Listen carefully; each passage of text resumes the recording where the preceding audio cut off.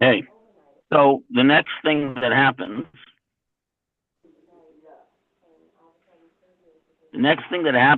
is that the okay, good.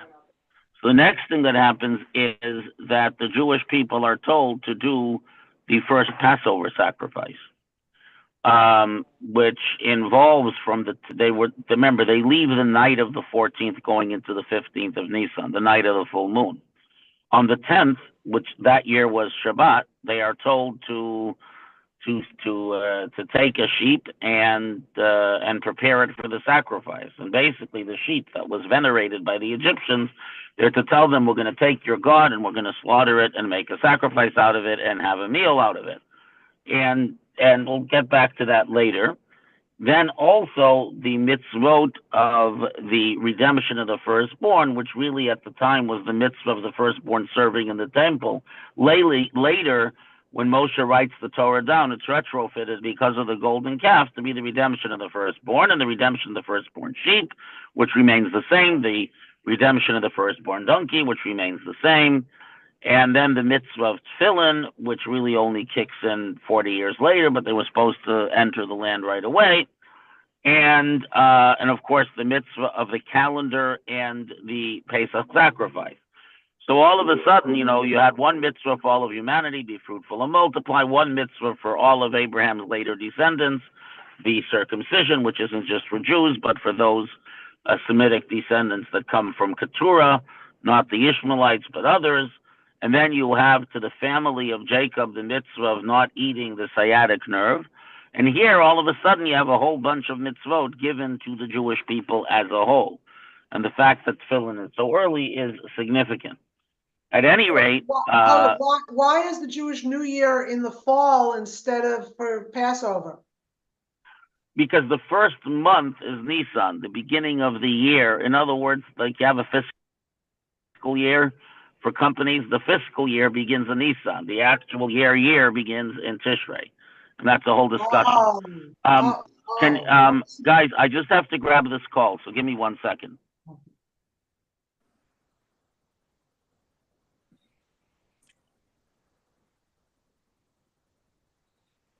So how are you doing, Sylvia? Thank the good Lord.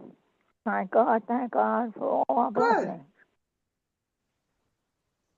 How are you all? Okay. This morning there was a 4 point something earthquake off the coast of southern Maine that was felt all the way to Boston. But honestly, I didn't feel it. I was out in the food store. I was out in the library. I didn't even notice anything. But apparently there was an earthquake around here. Oh my goodness. Anyway, so I saw a report from MIT that there was no damage done at the university, but it was recorded by all the scientific, instruments and so on. How large was it? 3.9, 4.0, something like that. So large? It wasn't, big like a 7, but it wasn't nothing,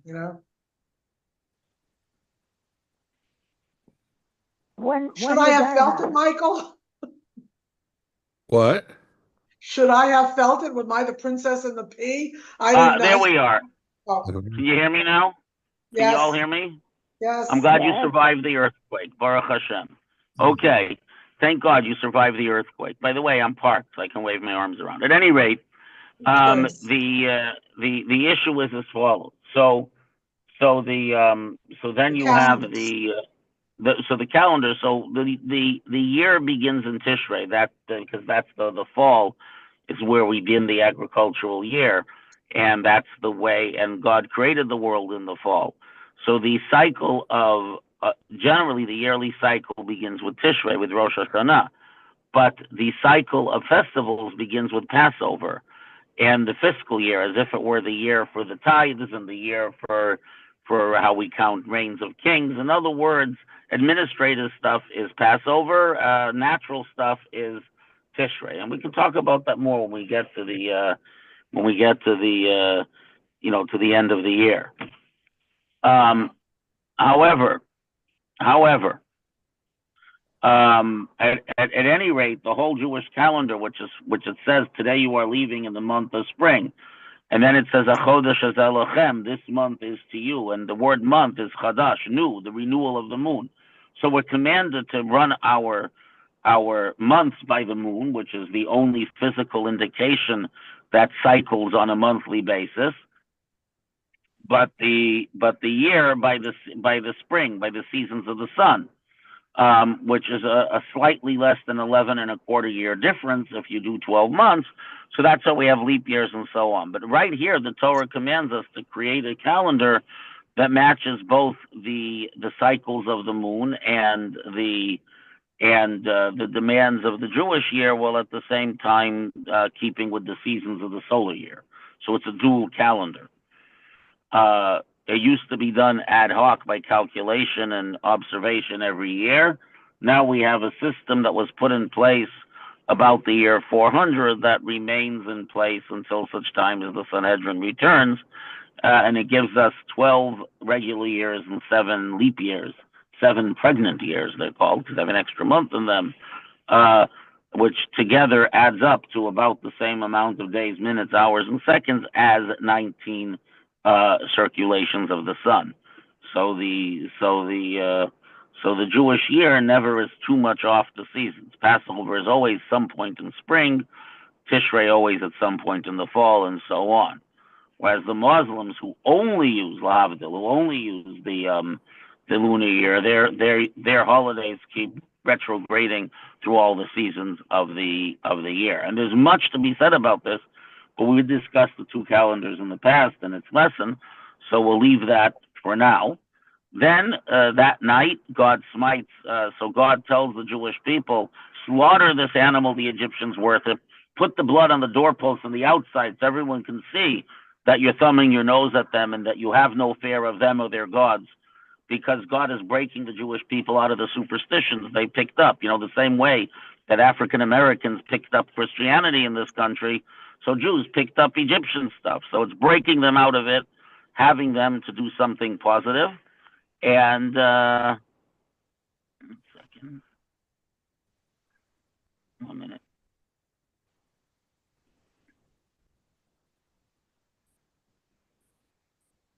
I am trying to uncamera myself so I can it's not letting me. It usually does, so that way I'll have better bandwidth. Okay, whatever. So at any rate, what happens is that the firstborn are smitten. Pharaoh is a firstborn. He's not smitten. He goes to Moses and begs him that the Jews should leave. The Jews leave, and then God gives them a bunch of commands about the firstborn animals and people and the tefillin, and that ends the Torah reading of Parshat Bo. As is our custom, I shall now take questions about Parshat Bo. But since you were deprived of Parshat Ve'era last week with our group, please. So if anyone has any Ve'era questions, please raise them.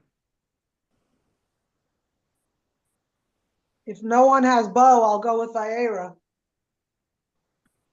Well, let's start with Ve'era and then move on to Bo. There's much to be said. Okay, so last week I read a very interesting book by Anka Molstein. It was a biography of Camille Pissarro, the Jewish Impressionist painter. And apparently, I did not know until last week that Camille Pissarro's father was the nephew of his mother.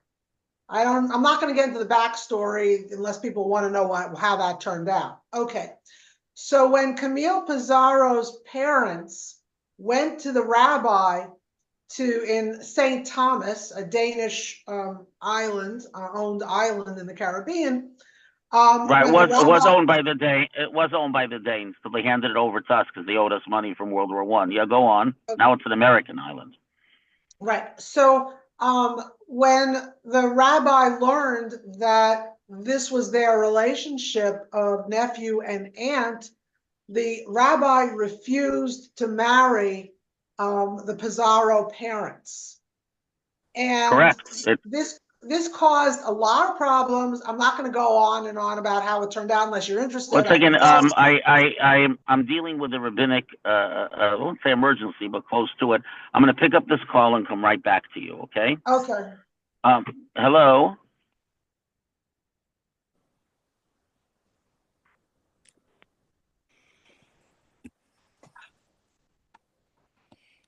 So, Michael, I know you've had really, really cold weather down there, like we've had up here.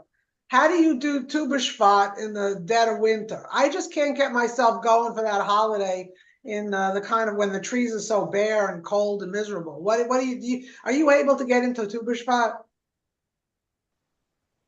I usually just have some carob and that's And call it a day? we do a whole Seder. What do you do? No, I experienced the Tu B'Shvat Seder when my kids were in Hebrew school. I thought it was kind of nice, but it seemed almost like, no, I can't make this holiday into a bigger deal. It just with the trees. If I were living in like South Carolina, I think I could do it, but not in Massachusetts. You know what I mean? Maybe you could just read about it, Yeah, I do. learn about the holiday. I mean, I'm talking I about think, frankly, I'm more likely to make a fruit. The way I do Tu B'Shvat is I make a fruit salad and make sure I have some of the extras around that I don't necessarily use, like dates or dried apricots or something like that, that makes it a little bit more different. You know what I mean? Rather than the usual apple this time of year, apples and pears and bananas and oranges kind of stuff. You know what I mean? So I basically try to do a whole lot of tree fruits, but I don't use it as an excuse to drink, especially because wine is not a tree fruit. You know what I mean? Although the Tu B'Shvat Seders make a big deal wine about is from grapes, isn't it? grapes are a vine. It's not a tree. I hear. Yeah, I know you're an engineer, not a biologist, but not a botanist. Okay, yeah, it's like when I had to remind my own brother, who's a physician, that a chicken is not a mammal. Once, I mean that was way back. But anyway, Why no. don't you have chicken with milk? Oh, that we discussed that with the Rebbe once a long time ago about why you can't have chicken with milk. You don't remember that one? I do remember. Yeah. Since you brought it up, I asked. Sounds like a fascinating story you were about to tell us.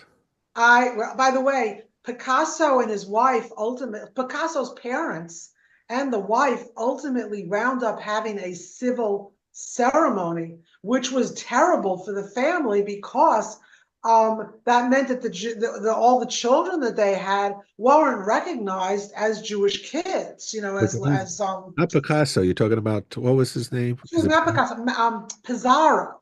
Pizarro. Pizarro, this caused all kinds of problems for that family. And ultimately, Pizarro's parents became less religious and didn't raise their kids in much of the Jewish traditions that they would have otherwise. And so Pizarro himself wound up marrying a Catholic woman, and that whole line of kids wound up not even being Jewish in Pizarro's own family. And I think some of his siblings, like his sister, married a Jewish man and moved off to England, and so on. So some of them turned out like continued being Jewish, but for Pizarro, that blight on his parents' observance of Judaism turned out to be, whoops, there goes Yafi. Oh, well, turned out to be significant. Anyway, my point that I'm going to be asking the rabbi about is just this, by coincidence, the same week last week, when I was reading the biography of Pizarro, we were reading Parsha Vayera, in which it says what the relationship is between Avram and Yocheved. And Avram was Yocheved's nephew.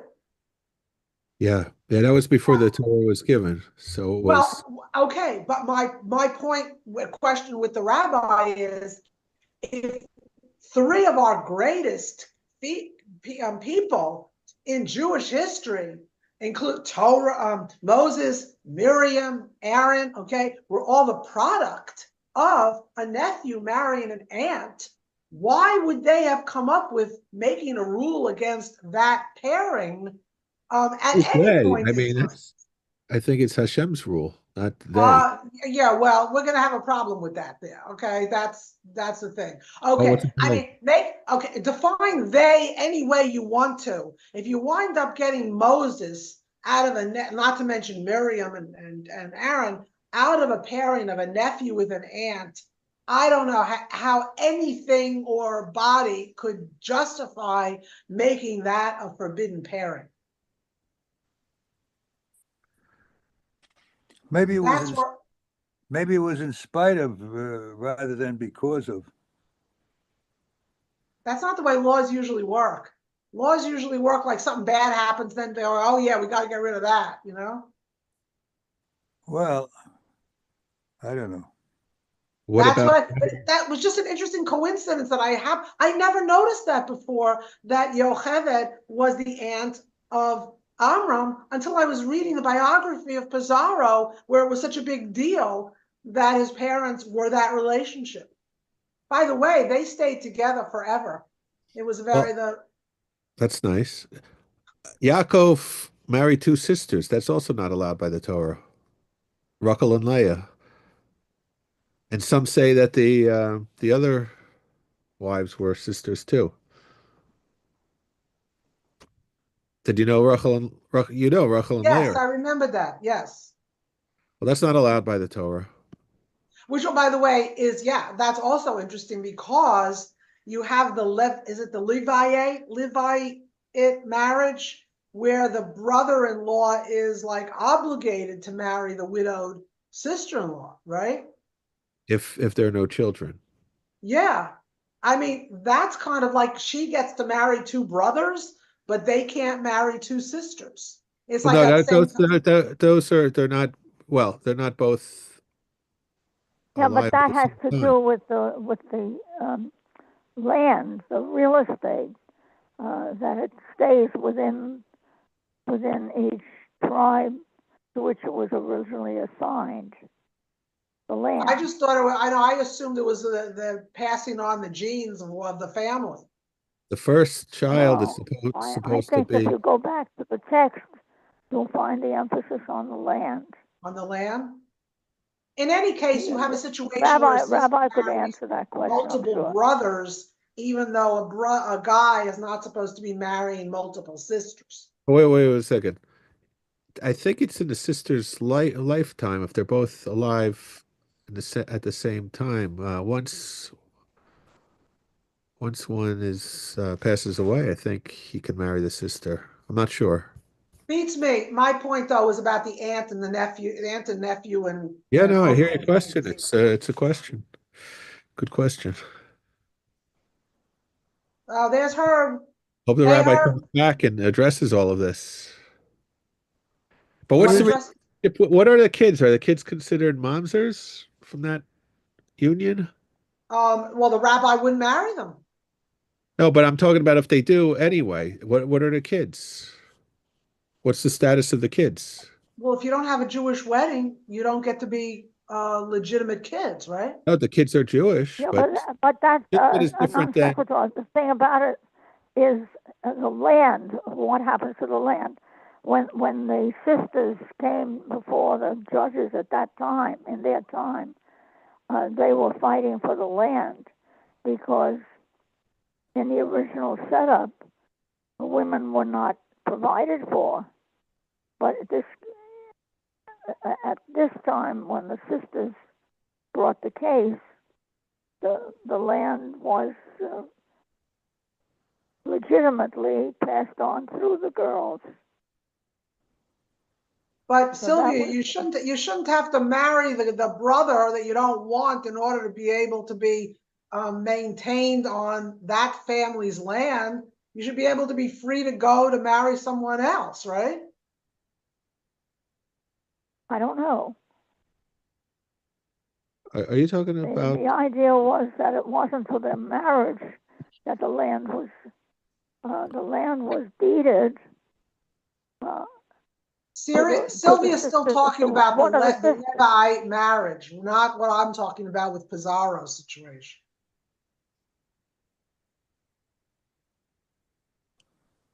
You're Herb talking about Yaffe took a marriage. phone call. He said he'd be back. Yeah. So I mean, the original case had to do with the land. That was what the finding of the judges was, that the girls could inherit it, or a female could inherit it. It seemed like in Pizarro's case, his parents' case, really sad that on this island where there was a bunch of Sephardi Jews, that are sort of stranded there, and this couple was in love with it. What happened anyway? Since Yafi's not here, I can tell you that once when the mother was an untimely widow, with 3 children and another on the way, when her husband died, this young woman. And so she appealed to her father-in-law, to help her out, because the husband was running a successful business on St. Thomas. And so the father-in-law sent one of his grandchildren off to St. Thomas, to one of the deceased son's nephews, okay, off to St. Thomas to help out his aunt. And this young man, who was not that much younger than his aunt, fell in love with the aunt. And lo and behold, she, after a year or two went by, she was now expecting a baby with her nephew. So she was already expecting when they went to find the rabbi to marry them.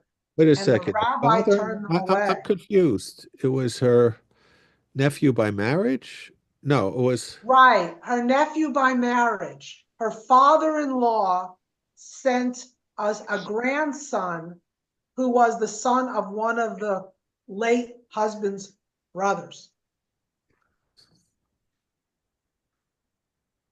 The late husband's nephew was sent to go help out his aunt. Marcia, I gave you over the thing because I'm dealing with this rabbinic emergency problem with a whole problem at one of the universities. Anyways, so apropos of the story you told, which I assume you continue telling, it's very clear. A nephew and an aunt is one of the first degree prohibitions that involve the cutting off of the soul, an extremely serious sexual crime of the highest order in Judaism. An uncle and a niece is fine, but an aunt and a nephew is very bad. It's like sleeping with a married woman. Why exactly? Why? That's the way. That's what the Torah says. In other words, when it comes to the forbidden relationships, other than the obvious ones like adultery, what is incest and what isn't is a function of the combinations of souls. It's an entirely spiritual thing. It's like why why are cute pigs not kosher and smelly cows are? Just the way it is. But it's a very serious prohibition, and that made our painter a mamzer, a bastard who's not allowed to marry into the Jewish people except another bastard, another mamzer. So it's a very, very serious issue. And the rabbi was 100% correct. That's what it says in the Torah. You can ask, why does it say in the Torah? But that's what it says, and that's what God wants, and that's the way it is. It's a chok. Moses's parents were a nephew, very good. Because that was before the Torah was given, when such prohibitions didn't exist. But those were 3 of the greatest people in all of Jewish history. It doesn't make a difference. We're dealing. This is very important to understand about all these questions of this type, like Jacob marrying 4 sisters, okay, which is prohibited to marry even 2 sisters. It's really very simple. These mitzvot are mitzvot that are given by God for reasons known to God alone. There's no inherent logic to them other than the divine logic. So when God says don't do it, it's no. When God says do it, it's yes. And since God didn't say don't do it until after Moses was born, and when the Jewish people stood at Sinai, they were all converts. We learn all the laws of conversion from the events at Sinai, because the moment that the Jews received the Torah, they also converted to Judaism. No one was really Jewish until Sinai, not even at the time of the Exodus. So everyone is a convert is a newborn child. So any relationships, even if there was the Egyptians were commonly incestuous, even if there had been an incestuous relationship or an adulterous relationship that had no bearing on the children, because every Jew was a newborn child at the moment of Sinai. Halachic, according to the law of the Torah, if two siblings were born non-Jewish and converted, they would be allowed to marry each other. We don't allow them to, because people will say you came from a greater holiness where incest was forbidden to a lesser holiness where it's permitted.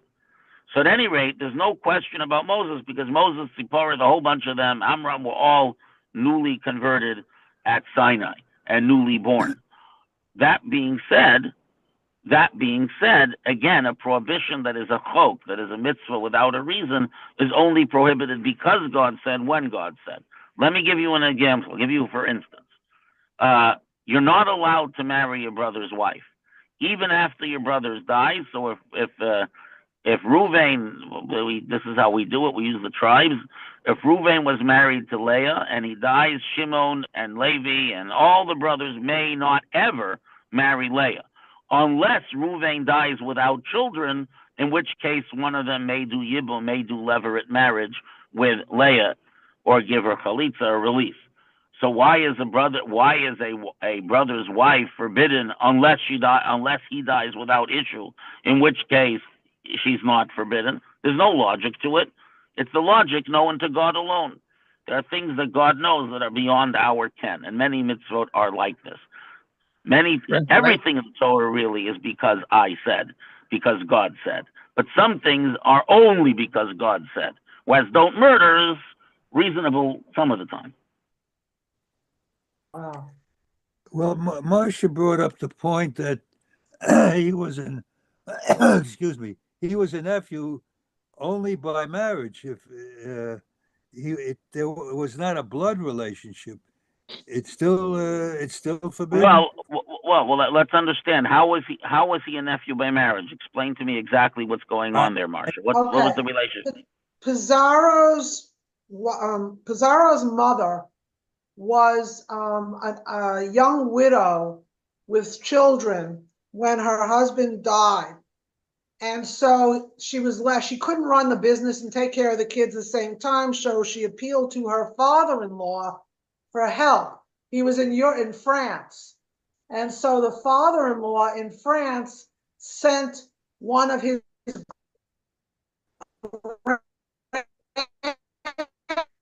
Well, hold on. 1 minute.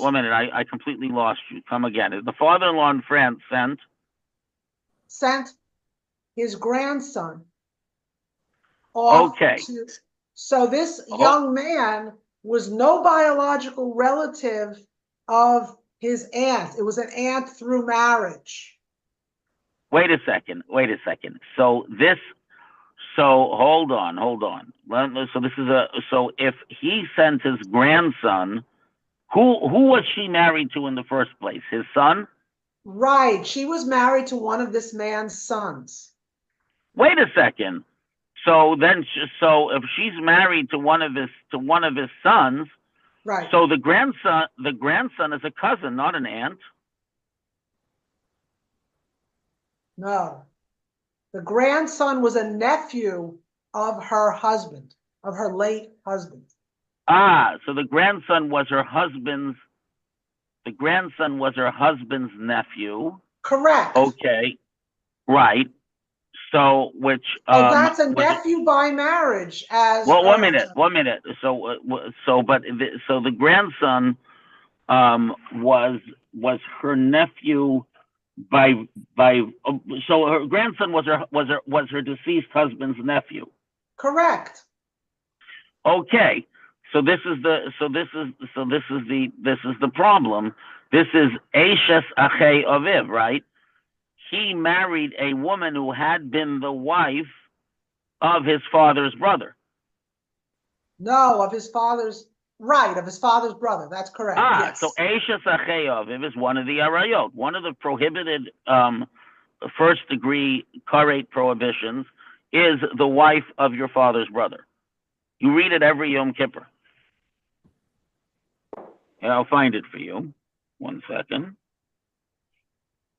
I believe you. I'm just saying that given that that was Moses' situation, it made no sense to me when I read No, that. Moses' situation was more problematic because that was an actual land. You mean an aunt by blood, not an aunt by marriage?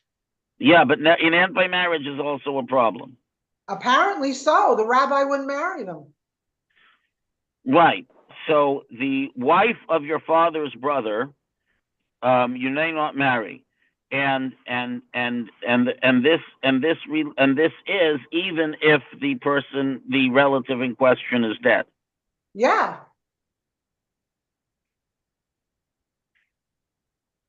All right, here we are. It caused all kinds of problems for that whole Pizarro Right. land. Obviously, it created a mamzeris issue. Here, the wife of your father's wife, your brother's wife, your son's wife, and the wife of your father's brother, these four are always prohibited for you to marry, even if the husbands already die. So the wife of your father's brother, is which is what this woman was, is a absolute prohibition. I am surprised that a Jewish family was not aware of this. Well, they weren't. Right. So that made the painter a mamzer, and obviously made it impossible for them to be married because their relation was prohibited. Even if they did get married, the marriage would not hold because any prohibition of karet, the marriage doesn't hold to. But yeah, so my point they is, wound up they were legally married, like justice of the equivalent of like a justice of the peace. Right, but you realize, did this painter have any Jewish children? They had a whole bunch of kids. And no, not talking about his mother. Did this painter dude have any Jewish children? You mean Pizarro himself? Yeah. No, because Pizarro married a Catholic woman. Okay, well, because his descendants will all have been mamzerim anyways. I'm saying it's not good that he married a non-Jew, but Pizarro's siblings. Pizarro had 3 or 4. He had 4 half siblings from his. But if the half 1 second, if the half siblings were born from the earlier marriage, there's no problem with those. Right, but then they had a bunch of kids together. Pizarro's parents. Right, so that bunch of kids, all those kids are mamzerim. Yeah. Unfortunately, it's a very serious thing, and they should have listened to the rabbi and not married each other. But she was already expecting his baby. Well, don't have any more babies because then you have more mamzerim. Oh, no. In other words, there are mitzvot in the Torah that are not necessarily built on any particular logic. Why are cousins permitted? You know what I mean?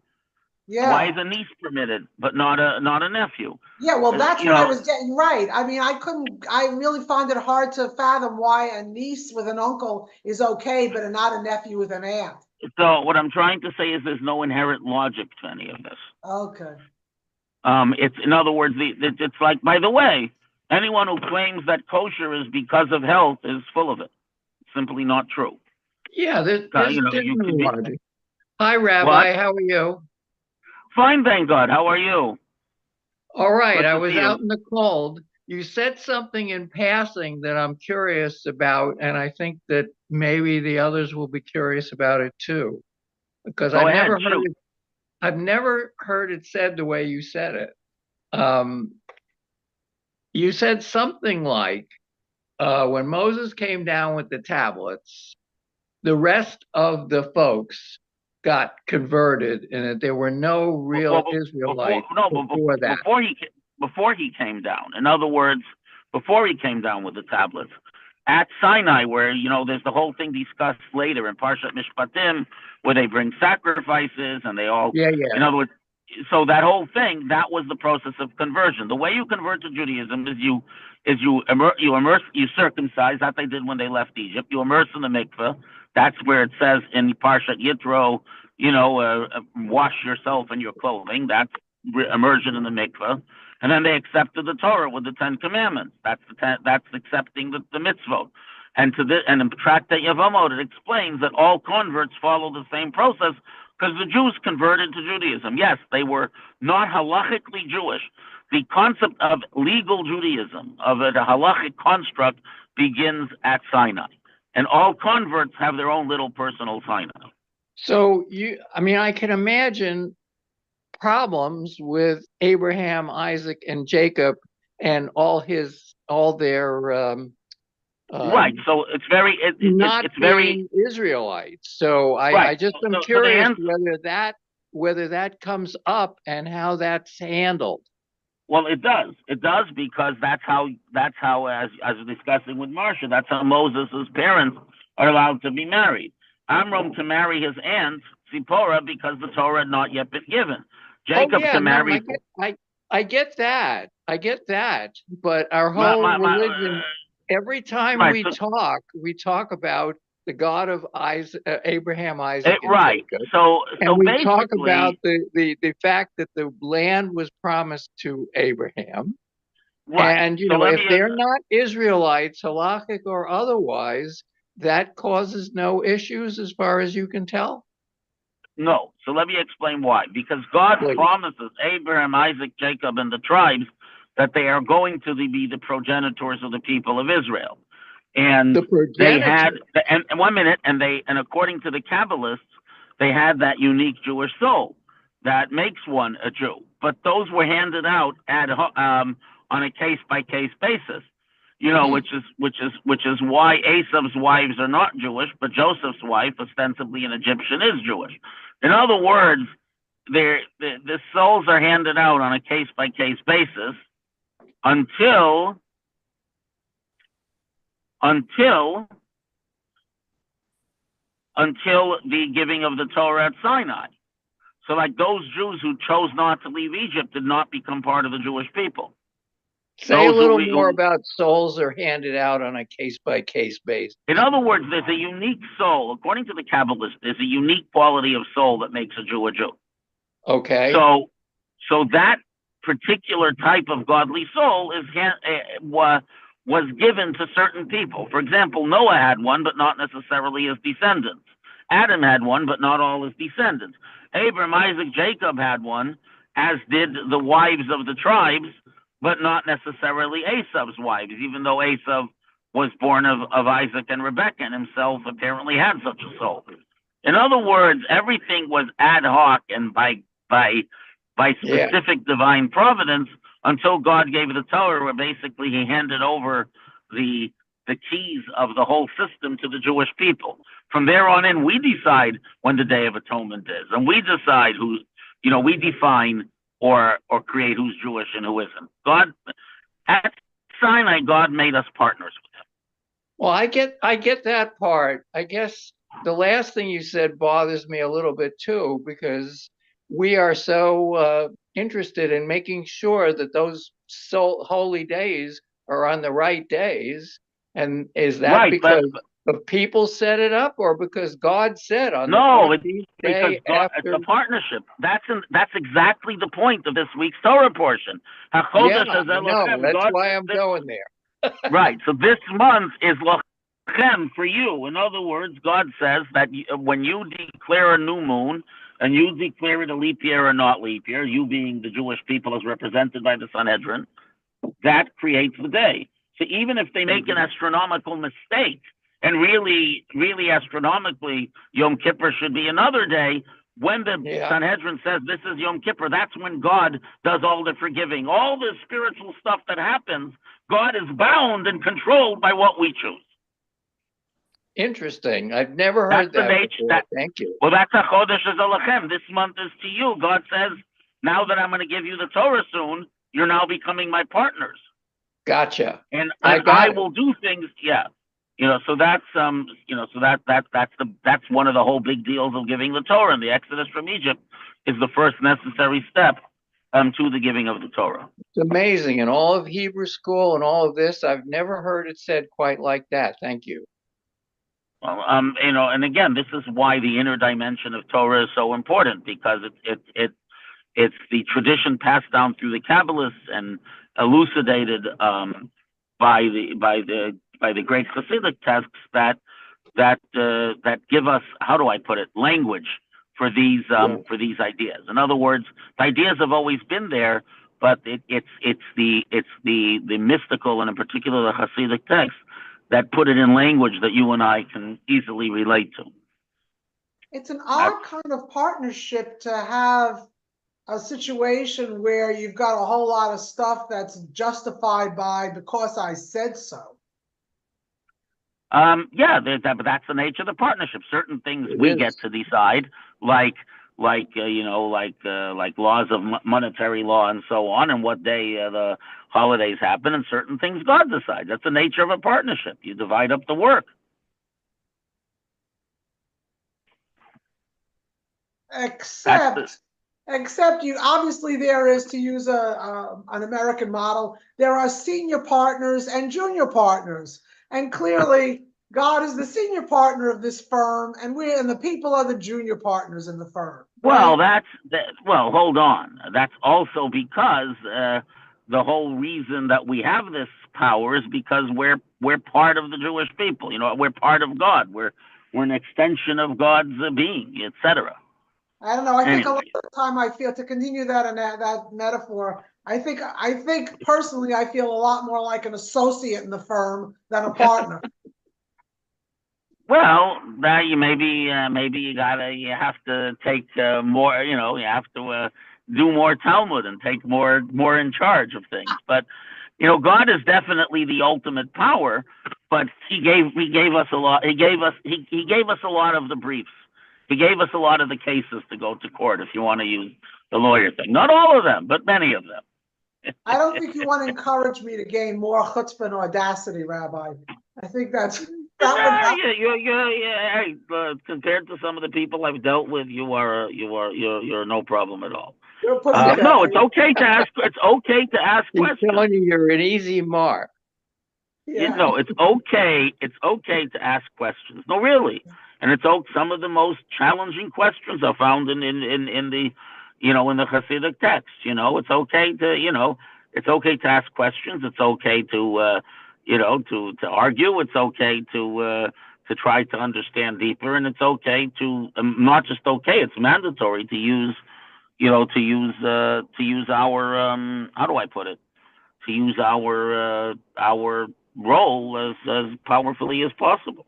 Yeah, but it's frustrating when you go through all this reasoning and then you wind up with a "because I said so" kind of response. Right. So some things are because I said so, and something we do reasoning. It depends. Okay. Like, for example, even in all these laws, there's also a lot of reasoning, but the basic premise is what it is. Okay. Well, what about the other peoples of the world that claim that they have a relationship with God, and their relationship is sometimes in contradiction to ours? Why? So it's very simple.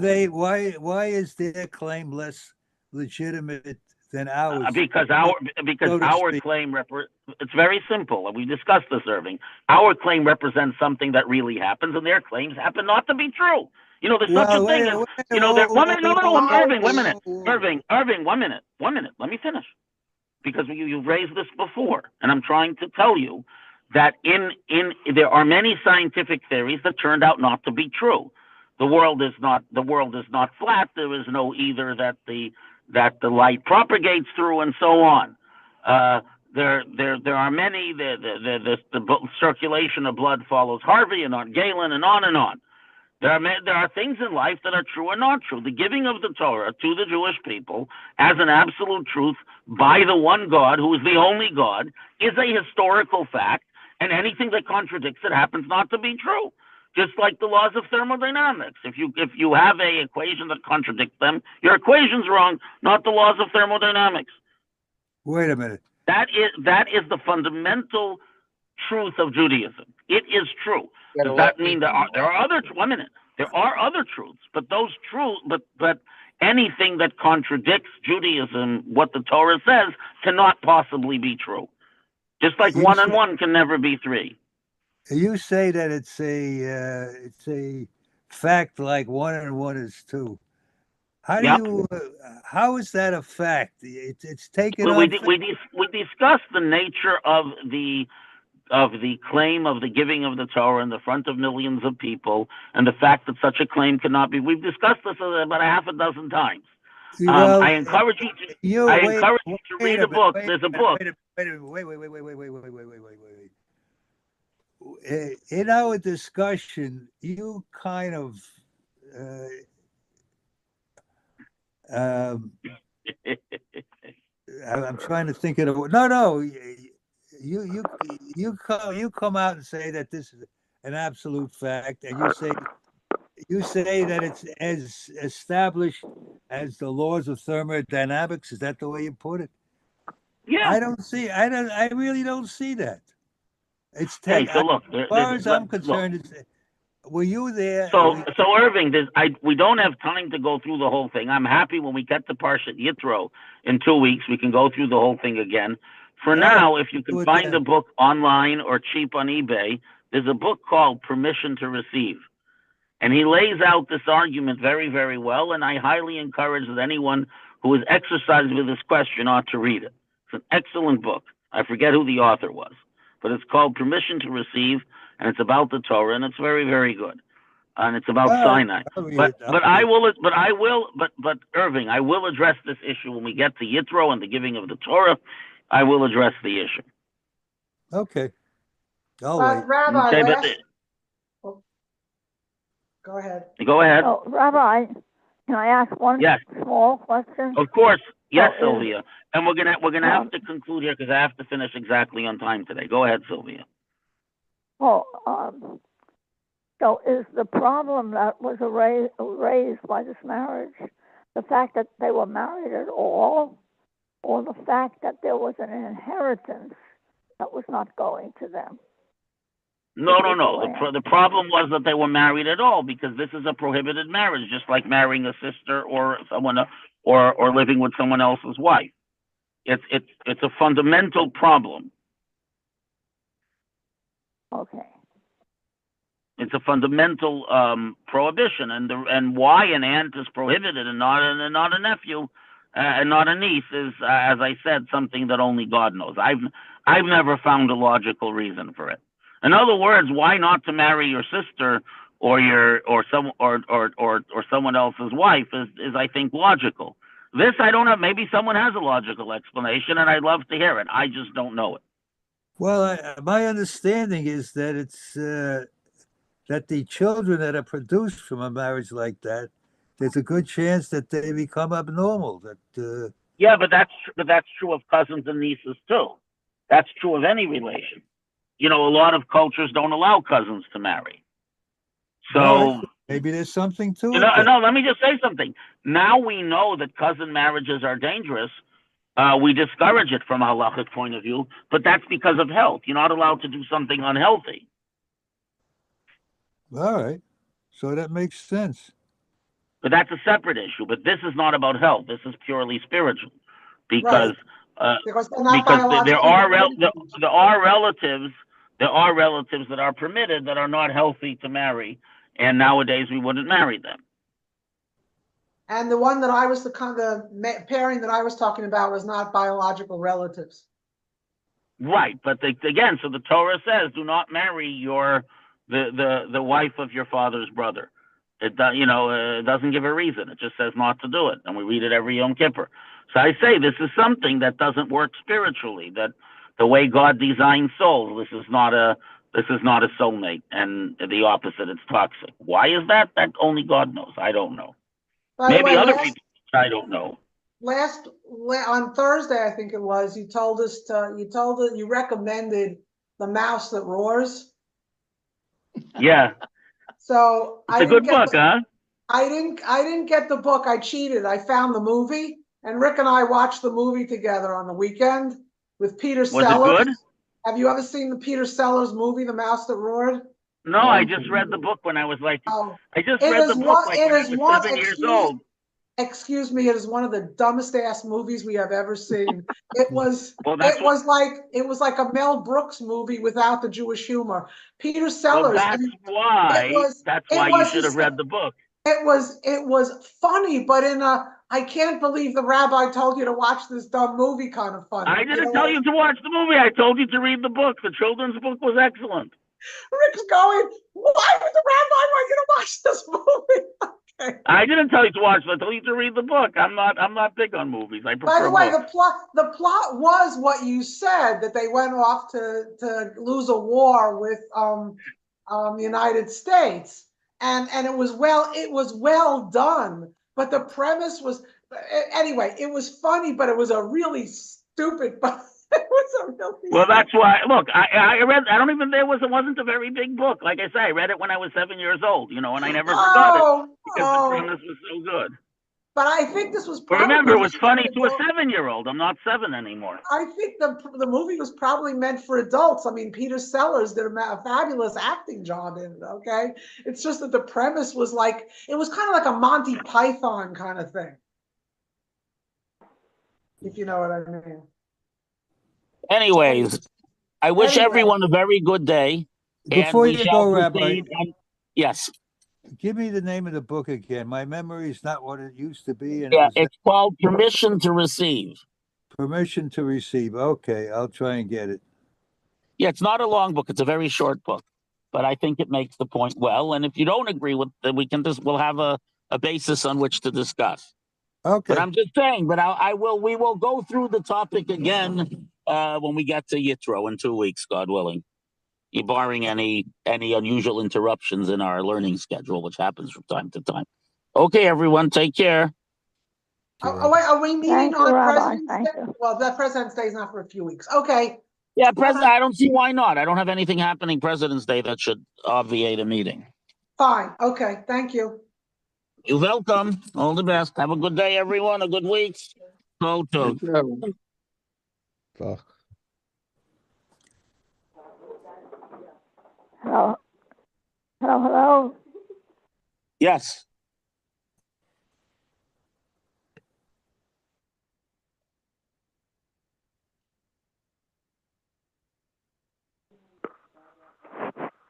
Rabbi, I've been remiss in asking, are you feeling better? Slowly but surely, I'm still on crutches, but I don't need them that much. I'm just on them because the PT said to be on them. Listen to the PT. I'm obeying. Trust me. I don't want to mess anything up. I need to get past this. Okay. Take care. All the best. Thank you for asking. Thank you for the lesson. Yeah. Thank you for coming, Sylvia. Oh, it's the highlight of my time. Well, I'm glad to have you. Take care. Have a wonderful day, Sylvia. Thank you. You too. Bye-bye.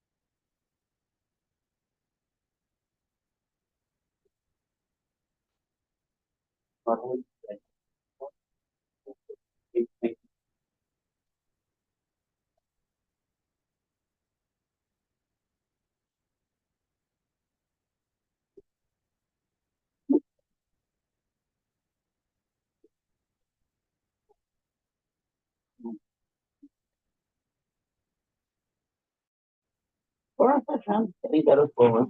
Um, here tomorrow too, and then, well, we don't have anyone at the moment. I have got leave for a few days, and then, I'm looking all over the place. Very, very difficult situation. Yeah. Almost an impossible one. If we can't solve the problem, then I'm gonna have to keep bringing people in. I think our life's gonna give up. They spoke to me. So, I'll tell Rabbi life, let's see what, I'll have to figure something out. Okay. It's a problem.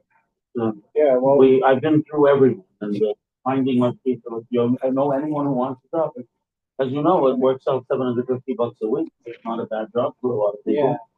So if you know anyone, definitely. My apartment fell through and now I'm looking. So I'll probably be around for the next little bit if like Tuesdays that.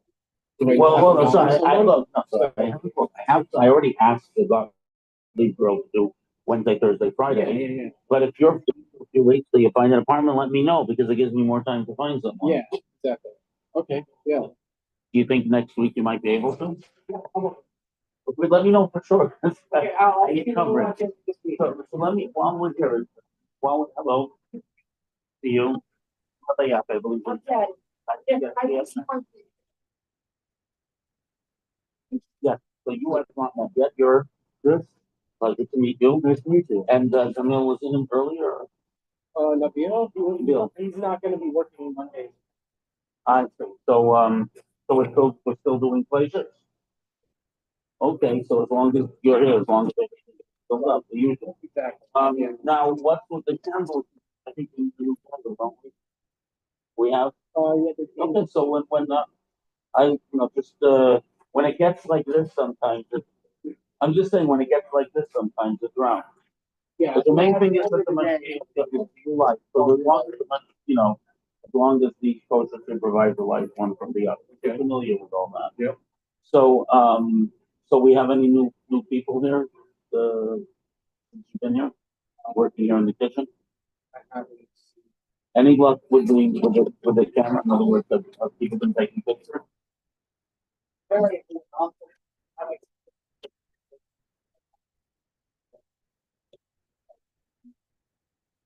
Camera.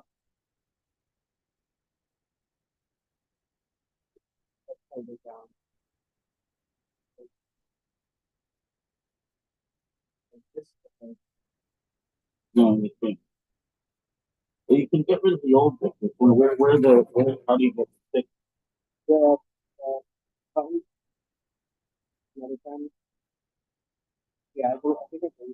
Good, okay, because I don't think it's that much, yeah, just anyone who comes in there, who might be here in the afternoon, just, let them know.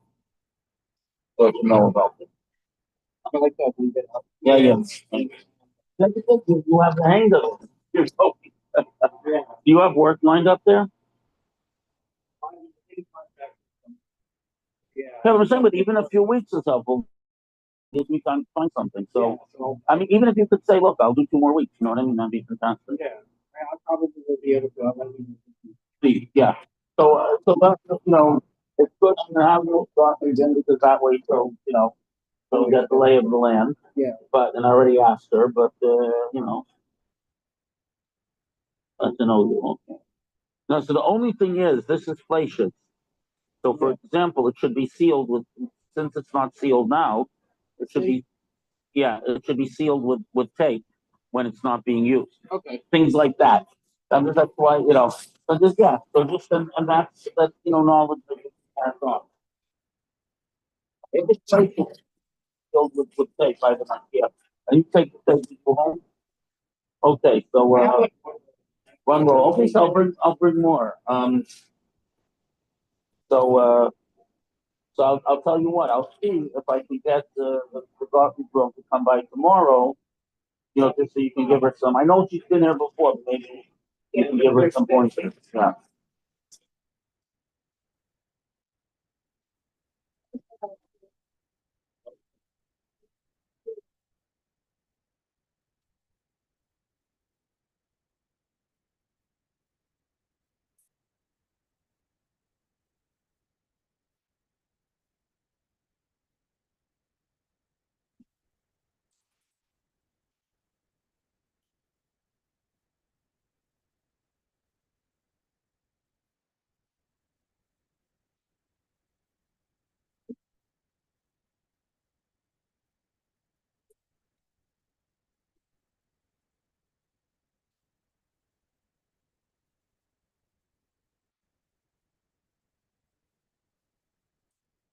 We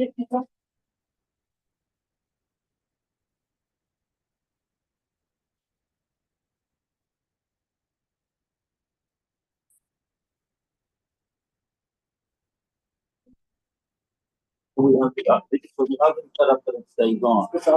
Yeah. I hope this sure looks good. By the way, if you have a moment, if you can just write your impressions of the things that you do, if you could write a little document, what you're doing and all that, and an email or text it to me, I'll share that with you. There can be a lot of people, but if you could write something out, that would be great. Anyway, thank you very much for coming in today. Pleasure to see you again, to meet you, and as we put in a new team in place for the supervision, we'll see you more often. So, anyone asks you about this, we'll be there. The guy wandering around. I'm safe. Thank you very much. Take care. Thank you so much.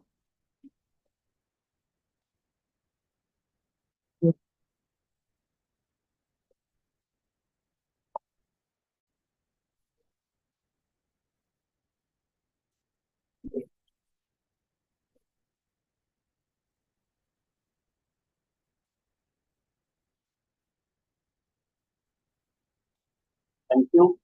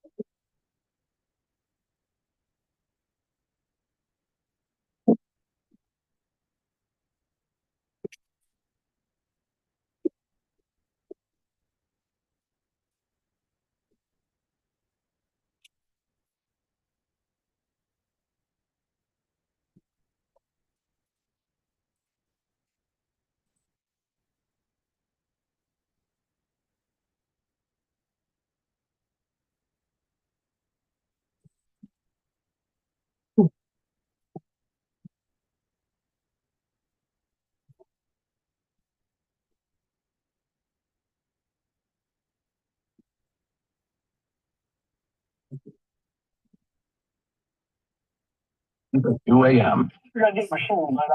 Probably in the middle of the night. He found just what he was looking for. Oh, they were great. He had a team of people that know